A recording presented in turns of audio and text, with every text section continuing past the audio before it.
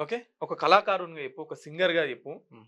'బాలసుబ్రహ్మణ్యం' రవీంద్ర భారతిలో స్టాచ్యూని పెడతాంటే ఎందుకు అడ్డుకుంటున్నారు? ఒక కళాకారునిగా చెప్పు. బాలసుబ్రహ్మణ్యం అంటే ఆయన గాయకునిగా గౌరవిస్తాం. హ్మ్. ఆయన లక్షల పాటలు పాడిండు అన్ని భాషలల్ల. అట్లా మాకు ఆయన మీద కొంత గౌరవం ఉంటది తప్ప, హ్మ్. ఇవాళ తెలంగాణలో అవును. ఉవ్వెత్తున ఎగుస్తున్నటువంటి ఉద్యమాన్ని ఎంతోమంది బిడ్డలు నేలరాలిపోతుంటే, ఈయన ప్రధానంగా హ్మ్. సినిమా ఇండస్ట్రీలో చాలామంది ఉన్నప్పటికీ, అసలు తెలంగాణను అసలు ఇవ్వగూడదు, రాష్ట్రాన్ని 2 ముక్కలు చేయగూడదు, ముక్కలు చేయొద్దు, చెక్కలు చేయొద్దని చెప్పి ప్రధానంగా మాట్లాడినటువంటి వ్యక్తుల్లో హ్మ్. ఎస్‌పి బాలసుబ్రహ్మణ్యం ఒకడు. అంటే ఒక గాయకునికి ప్రాంతాన్ని అంటగడతారా అని. అట్లా గాదు. నేనేమంటున్నా అంటే, మా ఆత్మగౌరవాన్ని నువ్వు దెబ్బతీస్తావా? హ్మ్. మా ఆత్మగౌరవాన్ని నువ్వు కించపరుస్తావా? మా మనోభావాలను నువ్వు కించపరుస్తావా? ఇవాళ విగ్రహాలు ఎట్లా పెడతారండి? నేనొక మాట అడుగుతున్నా. మీ ఆంధ్ర ప్రాంతంలో హ్మ్. ఇన్ని జిల్లాలల్లా మా తెలంగాణలోని విగ్రహం ఏడుందో చూపియరు. హ్మ్. మా తెలంగాణల చాలా మంది మేధావులున్నారు. అవును. మరి మా విగ్రహాలు ఏమన్నా మీ ఆంధ్ర ప్రాంతంలో ఉన్నాయా? మరి మీరెందుకు కోరుకుంటారు? ఉన్న విగ్రహాలే ఉడవీకినాం మేము. యాహ్! సకల జనుల సమ్మె సాగరహారం చేస్తున్నప్పుడు ట్యాంక్ బండ్ మీద ఉన్నటువంటి విగ్రహాలన్నీ పడగొట్టినాం మేము. కానీ ఇప్పుడు రేవంత్ రెడ్డి వచ్చిన తర్వాత మొత్తం ఆంధ్ర వాళ్ళ విగ్రహాలు హ్మ్. వేరే అంటే పార్టీ వాళ్ళ విగ్రహాలు ఇప్పుడు రాజీవ్ గాంధీ విగ్రహం పెట్టిండు. అవును. ఏడ సెక్రటేరియట్ ముందు. సెక్రటేరియట్ ముందు పెట్టిండు. తర్వాత తెలంగాణ తల్లి విగ్రహాన్ని మార్చిండు. అవును. తర్వాత లకిడికప్పుల్లో రోషే విగ్రహం పెట్టిండు. అవును. మొన్న జూబ్లీ హిల్స్ పోయి ఎన్టీఆర్ విగ్రహం పెడతా అంటున్నాడు. హ్మ్. అంటే ఈ ఎందుకోసం పని చేస్తున్నాడు? ఎవరి ప్రయోజనాల కోసం పని చేస్తున్నాడంట? ఇయాల ఆయన మొత్తం గూడా ఆయన స్వప్రయోజనాల కోసం హ్మ్. ఢిల్లీలో ఆయనకు డబ్బ కొట్టేటోళ్ళు కొంతమందున్నారు. ఈ ఆంధ్ర ప్రాంతానికి చెందినటువంటి కొంతమంది వ్యాపారం. అంతెందుకు ఇవాళ హైదరాబాద్ జీహెచ్ఎంసీలో హ్మ్. ఇప్పటికి గూడా కాంట్రాక్టర్లు మొత్తం ఆంధ్ర వాళ్ళే ఉన్నారు. హ్మ్. కాబట్టి వాళ్ళ విగ్రహాలు ఇప్పుడు ఈయన పెడుతున్నాడు. సిగ్గుసేటైన విషయం. అసలు నిజంగా సచివాలయంలో ఎవరు విగ్రహం పెట్టాలి అనంటే గద్దరన్న విగ్రహం పెట్టాలి. హ్మ్. ఒకవేళ నిజంగానే రవీంద్ర భారతిలో పెట్టాలంటే అందశ్రీ విగ్రహం పెట్టాలి. యాహ్! ఇవాళ రోషయ్య విగ్రహం ఎందుకు అవసరం వచ్చింది? హ్మ్.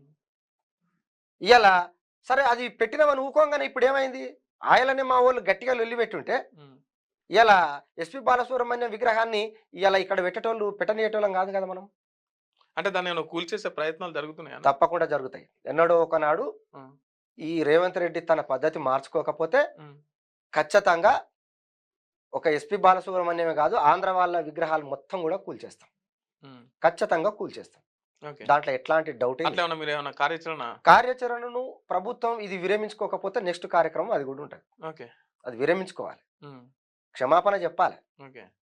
ఇయాల మీరు చాలా గొప్పలు మాట్లాడుతారు గదా! అంటే తెలంగాణ కాంగ్రెస్ ప్రభుత్వం కొన్ని మంచి పనులు గూడా చేస్తుంది గానీ, ఏం కొంతమంది పనులు చేస్తుందో ఉద్యమకారులను గుర్తించి వాళ్ళకు ఏడ ఆహ్, జేసింది ఎంతమందిని? అవార్డులు ఇయ్యడం గానీ, కొంత ఆర్థికంగా సహాయం గానీ, తర్వాత నంది అవార్డులు తీసేసి గద్దర్ అవార్డులు ప్రకటించడం గానీ, హ్మ్. అంటే కొంతమంది ఉద్యమకారులను గుర్తిస్తున్నది గదా! అంటే మీలాంటి వాళ్ళని ఎవ్వరిని గుర్తించకపోతే వాళ్ళు కాంగ్రెస్ ప్రభుత్వం మీద వ్యతిరేకంగా మాట్లాడడం కరెక్ట్ కాదు. ఒక విషయం ఏందంటే మీరొకటి గమనించాలె. ఆ! ఉద్యమకారులను హ్మ్. ఎవ్వరు గుర్తించలేదు. గత ప్రభుత్వం గూడా గుర్తించలేదు. ఈ ప్రభుత్వం గూడా గుర్తించలేదు. గత ప్రభుత్వం ఏం జేసిందనంటే వాళ్ళకెవడైతే భజన జేషిండో, హ్మ్. ఎవడైతే వాని జెండా పట్టుకొని తిరిగిండో, వాళ్ళను ఉద్యమకారులుగా గుర్తించిర్రు. వాళ్ళకో గౌరవాన్నిచ్చిర్రు. హ్మ్. ఇప్పుడు గూడా ఈ ప్రభుత్వం ఏం జేస్తుందనంటే ఖచ్చితంగా ఈళ్ళకెవడైతే అనుకూలంగా ఉన్నాడో, ఇప్పుడున్నటువంటి 5, 6 మంది గూడా గాళ్ళే. హ్మ్. హ్మ్. నేను అనకూడదు గానీ కవులను ఎందుకంటే మనం గూడా ఓ కవి గాబట్టి, ఓ గాయకుడిని గాబట్టి, ఇవాళ నిజంగా హ్మ్. ఎట్లా ఇచ్చిర్రు మీరు? మీ మీ ఏ ఏ పద్ధతి ప్రకారంగా మీరు వీళ్ళకు తెలంగాణ కోసం ₹1,00,00,000 ఇచ్చిర్రు? వాళ్ళ తెలంగాణ జీవితాన్ని కోసం త్యాగం ఇంతకంటే జేసిర్రు. కాలుక గజ్జ గట్టి, తిండి తిప్పలు లేకుండా భార్య పిల్లల్ని వదిలేసి పాదయాత్రలు జేసినోళ్ళు, మా ఎమ్మడి తిరిగినోళ్ళు వందల మందున్నారు, వేల మందున్నారు.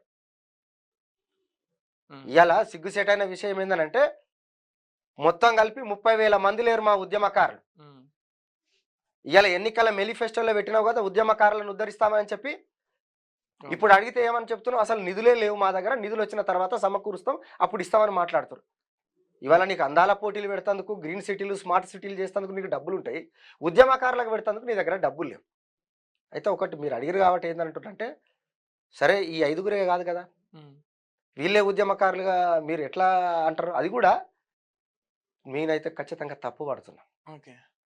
సరే ఒక గద్దరన్నని మినహాయిస్తే, కేవలం గద్దరన్నని మినహాయిస్తే మీకు వార్తలు రాయడం, విశ్లేషణ చేయడం వచ్చా? అన్యాయాన్ని ప్రశ్నించడం తెలుసా? ఇంకెందుకు ఆలస్యం? క్యూ న్యూస్ మిమ్మల్ని ఆహ్వానిస్తుంది. ఉమ్మడి ఆదిలాబాద్, వరంగల్, కరీంనగర్, నిజామాబాద్, ఖమ్మం, మెదక్, రంగారెడ్డి, హైదరాబాద్, మహబూబ్ నగర్ జిల్లాలకు రిపోర్టర్స్ కావాలను సంప్రదించవలసిన ఫోన్ నెంబర్ 8688926084.